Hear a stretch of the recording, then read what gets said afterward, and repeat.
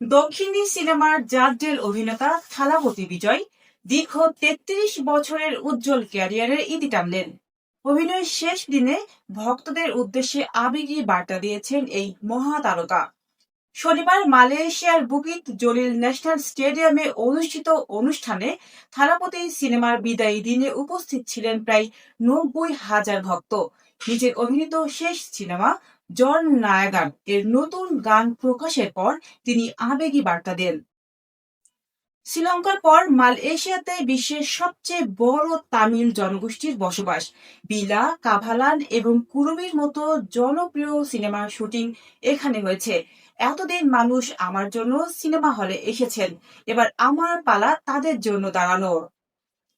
তিনি আরো বলেন, ক্যারিয়ারের শুরুতে অনেক সমালোচনা সইলেও ভক্তরাই তাকে আজকের উচ্চতায় পৌঁছে দিয়েছেন। তাই আগামী ৩০ থেকে ৩৩ বছর মানুষের পাশে দাঁড়িয়ে ভক্তদের ভালোবাসার ঋণ শোধ করতে চান। অভিনয় থেকে দূরে যাওয়ার পর রাজনীতিতে যোগ দেয় থালাপতি নিজস্ব রাজনৈতিক দল তামিলাগা ভেট্টি কাজাগাম গঠন করেছেন এবং আগামী তামিলনাড়ু বিধানসভা নির্বাচনে প্রতিদ্বন্দ্বিতা করবেন। তবে অনুষ্ঠানের শেষ ভাগে ভক্তদের জন্য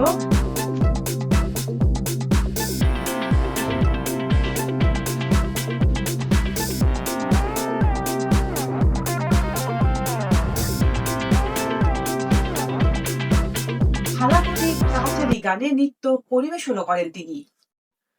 নতুন বছরে ৯ জানুয়ারি বিশ্বজুড়ে মুক্তি পাবে থালাপতি অভিনীত শেষ সিনেমা জন নায়াগান। এইচ বিনোদ পরিচালিত সিনেমার নায়ক বিজয়ের সঙ্গে অভিনয় করেছেন পূজা হেগড়ে, ববি দেওয়াল ও মামিন্থা বাইজু।